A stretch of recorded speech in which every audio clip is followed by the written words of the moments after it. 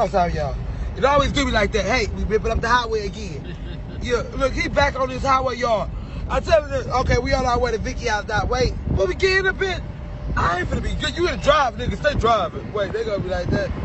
No, this bitch for the ooh. No, listen. This is Molly and Ann Johnson, a 43-year-old mother of two and a devoted grandmother of two, living in the quiet suburban community of Atlanta, Georgia. Her life, once filled with love and family, would soon be shattered by a horrific act of violence, one that would take not only her life, but the lives of her grandchildren and their mother, all at the hands of the man who promised to love her. I just wished it never happened. Domestic violence is real. And I watch this stuff all the time. I watch all kind of crime. I ain't never know it to come this close. On December 9th, 2024, as families across the country were preparing for the holiday season, Molly and her family's world would take a tragic and brutal turn. It started with a brief argument, but what followed was far more terrifying than anyone could imagine. Seething with anger and a desperate need for control, her boyfriend would kidnap Molly, her daughter-in-law, and her two young grandchildren, a 1-year-old and a 5-year-old, right in their own home. In an act of unimaginable cruelty, he would execute her two innocent grandchildren right in front of her eyes. His own twisted form of punishment. But he didn't stop there. He would then kill their mother before finally turning the gun on Molly herself. The tragedy wouldn't be discovered for 5 agonizing days. It was only after a concerned wellness check by family members that the lifeless bodies of all 5 victims were found. The house, once a place of warmth and laughter, had now become the scene of a massacre. What makes this case even more chilling is the sheer helplessness that defined the victims' final moments. The man who had once promised to love them had instead destroyed everything they held dear. What really happened that night? But before that, let me take you back to how it all began. I literally live right next to it, and just to think that 2 kids could lose their life is kind of like traumatizing because I didn't hear anything. These are the tragic lives and deaths of Raisha Hurd and Tamisha Price. 43-year-old Molly Ann Johnson was a beloved figure in her community, known for her warmth and caring nature.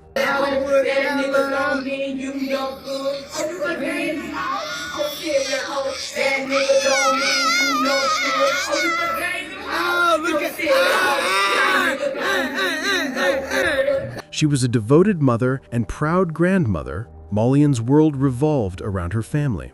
She had 2 children, a son and a daughter, and was especially close to her grandchildren, 5-year-old Jadora Powell and 1-year-old Jontavius Powell. They brought endless joy to her life, as much as their mother, 26-year-old Kaylin Samuels. Molly's love for her family was evident to everyone who knew her. Whether it was doting on her grandkids or supporting her children, she exuded a sense of pride and warmth that made her a cherished presence in the lives of those around her. Her social media profiles reflected that same energy.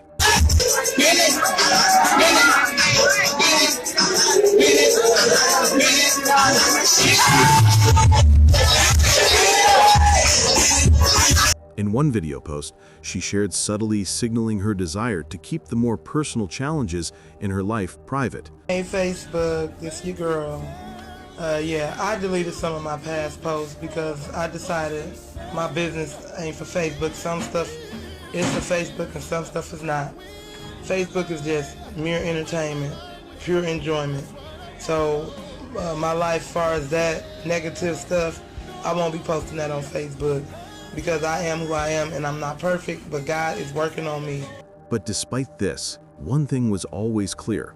Molly cherished the good in her life, especially her large family. She worked hard to balance motherhood and being a grandmother, and by all appearances, her life seemed to be on a positive, upward trajectory. But beneath this image of domestic bliss, she was hiding more than she let on. While her public persona was one of joy, behind closed doors, there were tensions in her personal life. At the center of these struggles was her relationship with 32-year-old Jonathan Darden, a man with a complicated and troubling past, but Molly didn't mind. She would share their loved-up picture and even express in a caption how smitten she was with him. She made it known to her followers that she had never experienced a love like this. They would eventually take the next step in their relationship, and Jonathan would move in with Molian. For a time, Jonathan appeared committed. He would often express his love for her in dramatic ways, even claiming, "I want to love you till death or afterlife." To many, these declarations were unsettling, but Molian, always the optimist, dismissed them, believing his affection was genuine. Little did she know, those words would return to bite her, and she would pay with not just her life, but those she loves. Jonathan's affection for Molian was, in many ways, transactional. He often posted photos with her on social media, showing off their relationship, but those closest to him noticed that there was more to his attachment. This was more than love, it was about control. Jonathan was benefiting financially from Molian's generosity and stability, yet his need for power and possession over her grew more intense by the day. She tried to maintain a sense of normalcy for the sake of her family, focusing on her children and grandchildren, but the weight of her relationship with Jonathan began to affect every aspect of her life. She started to feel like she was walking on eggshells, constantly fearful of what might happen next. She reached out to a few trusted friends, hinting that she was struggling, but she never fully opened up about just how bad things had gotten with Jonathan. Molian, sensing that the relationship was becoming unhealthy, had to make a quick decision. She decided to call it off. She had seen the warning signs, the possessiveness, the threats, but never in her wildest dreams did she imagine that Jonathan, the man who promised to love her, would become the source of unimaginable heartache. What happened next would shatter everything Molian had worked so hard to build. Jonathan's obsession with her would quickly spiral into something darker and more dangerous. But Jonathan, who had always made it clear that he could not live without her, had other plans. His obsession, mixed with a growing sense of entitlement, began to shape his every action. As Molian tried to sever ties with him, Jonathan's actions became more erratic, fueled by a toxic mix of jealousy and a desire for control. Molian's worst fears were about to come true, and her family's once peaceful life would pay with lives she loved. On December 9th, 2024, things took a tragic turn when Molly decided to break up with Jonathan Darden. 43-year-old Molly, who had been having a peaceful day, preparing for the holiday with her grandchildren, 5-year-old Jadora Powell and 1-year-old Jontavius Powell, and their mother, 26-year-old Kaylin Samuels, little did they know this would be the last December they would ever witness. For Jonathan, who had been boiling from anger after the end of his relationship with Molly, couldn't accept it. This was not an option. He was asked to leave the premises, but he wasn't going to be discarded like that. He had declared to love Molly till death or afterlife. So he decided to make his words come to pass. He locked Molly and her family inside their apartment. In an act of unimaginable cruelty, Jonathan executed his twisted form of punishment. He killed Molly's grandchildren in front of her, forcing her to witness the murder of the people she loved most. First, he shot 5-year-old Jadora and 1-year-old Jontavius Powell before killing their mother, 26-year-old Kaylin Samuels. Molly, who watched the murders unfold, was made to beg for the lives of her loved ones. As if that wasn't horrifying enough, Jonathan proceeded to do something else. He killed Molly as well, ensuring that she suffered the pain of losing her family. The shooting was a horrific act, fueled by jealousy, anger, and control. It was not enough for Jonathan to kill Molly. He wanted her to feel the devastating loss of her entire family before she died. But Jonathan wasn't done. In his twisted and wicked mind, he knew the truth. He wasn't ready to face the consequences of his actions. The weight of what he had done and the realization that his violent obsession with Molian had led him to the brink haunted him. In his delusional state, he decided that ending his life was the only option, a tragic and final attempt to avoid facing the consequences of the monstrous path he had chosen. But the tragedy would go unnoticed for several days. Molly's daughter, Chanel Carter, began to grow increasingly concerned when she did not hear from her mother. By December 14, 2024, Chanel contacted the police to request a wellness check. took place at the Vineyards apartment complex, and after days of unanswered calls, Molly Ann's daughter Chanel requested a welfare check. I kind of thought something was wrong. Carter says she last saw her mom last week at the hospital. I was able to tell her I love her, and she told me she loved me. She texted her mom early last week about going to the grocery store. Her mom never texted back. After 5 agonizing days, Chanel and the police arrived at the apartment and discovered the bodies of Molly, her grandchildren, and her daughter-in-law, Kaylin. The next 2 days, she wasn't responding to me.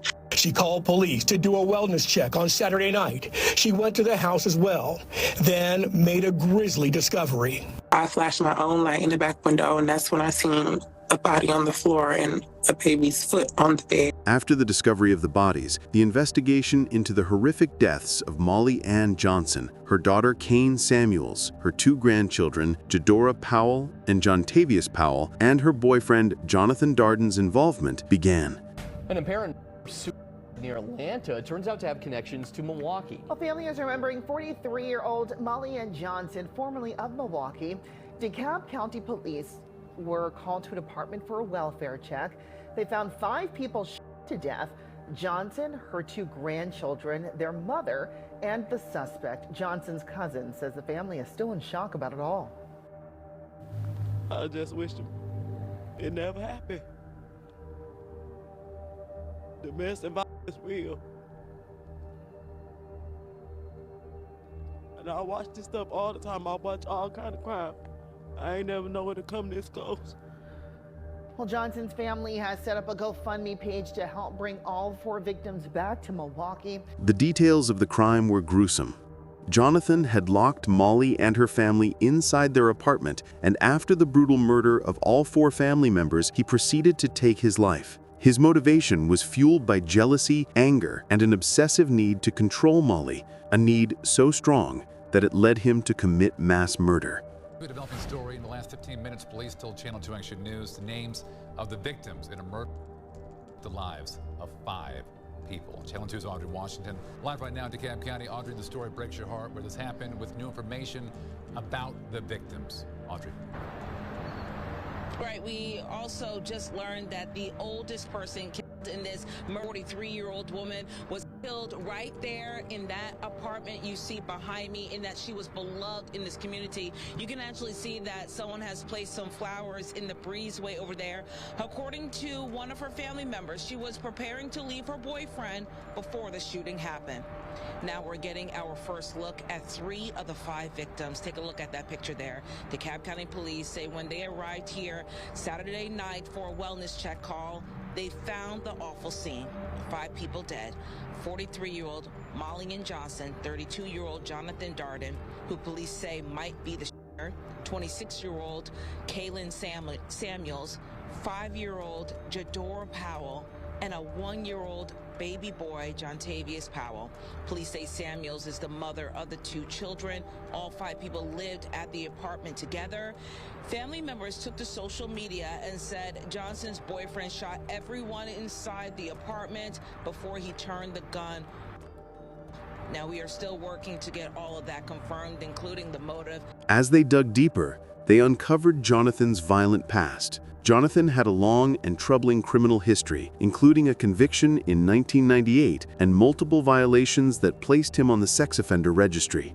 According to Chanel, Molly had no knowledge of his dark past, and she would never have stayed with him had she known the full extent of his criminal record. The investigation revealed that Jonathan had been under intense emotional distress from the breakup, and in his mind, he saw no way to cope with Molly's decision.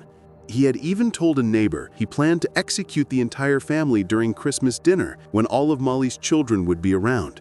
The brutality of his actions painted a chilling picture of a man driven by an unhealthy obsession with control and dominance. The local community was devastated by the news of Molly's death and the loss of 2 young children. Her family, especially her daughter Chanel, It's devastating, really. Chanel Carter can't believe it. It's like a big hit on the family. Her mom, sister, niece, and nephew all. I'll never be able to talk to her or laugh at her again, or be able to, talk to my mom or laugh with my mom again, or hug any of them. and her son, who both expressed their grief online, pleading for justice. The shock was palpable across social media platforms where friends and family shared tributes to the victims. Molly Johnson was known to be a kind and loving mother and grandmother, always putting her family first. Her loss left a massive hole in the hearts of those who knew her. Chanel bravely spoke out after the murders, taking to social media to express her grief. I just wanted to come over here and say thank y'all for all the well wishes and stuff. And thank y'all for, saying that y'all love me and praying for me and stuff like that. This is like one of my worst nightmares come true. And I don't wish this on nobody. And I just hope all y'all are able to tell y'all family and y'all mamas and y'all sisters how much y'all love them, because you never know when you'll be able to see them again.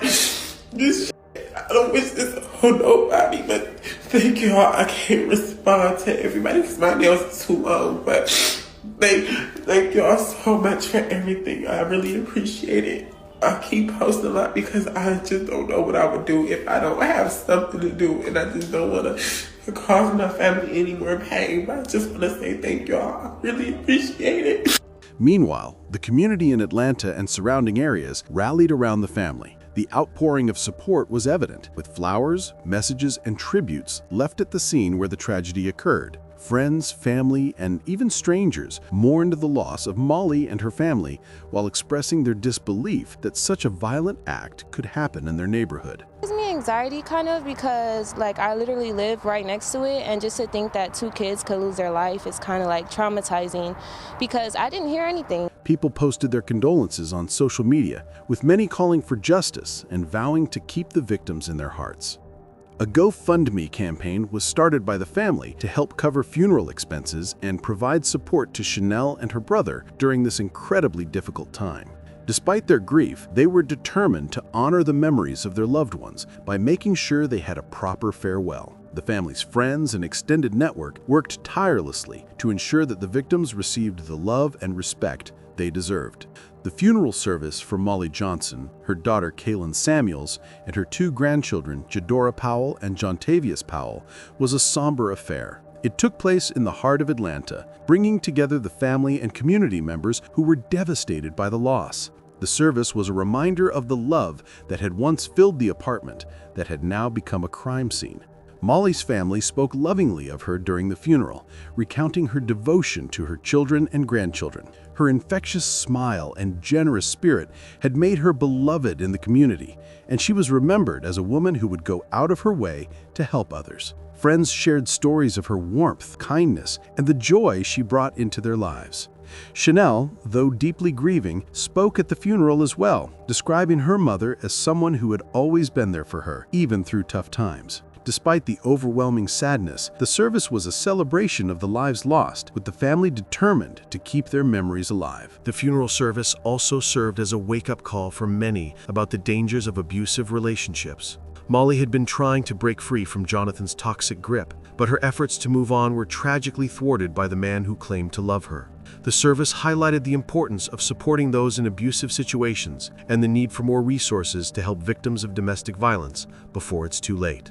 The tragedy that unfolded in Atlanta raises many important questions. How could Jonathan Darden, someone who had been given multiple chances by Molly, allow his jealousy and obsession to spiral into such an extreme act of violence? What could have been done to prevent the deaths of these innocent children and the woman who had tried to escape him? The case also serves as a grim reminder of the warning signs of domestic violence. Molly had made efforts to end the relationship with Darden, but she was caught in the cycle of an abusive relationship. Her attempts to break free were tragically met with Jonathan's refusal to let go. If you or someone you know is in a similar situation, it's important to seek help. There are numerous resources available to assist victims of domestic violence, from hotlines to shelters and counseling services. As the investigation continues, the authorities are still looking for more information that could help them understand the full scope of the crime and the motivations behind it. Lastly, for the community members who were touched by this tragedy, let's all remember to cherish our loved ones and support those in need. The victims of this crime, Molly, Kaylin, Jadora, and Jontavius, deserve to be remembered not only for their untimely deaths, but for the love they shared with others while they were alive. What do you think about it? Let us know in the comments below. And if you found this story intriguing, please like, share, and don't forget to subscribe for more stories like this.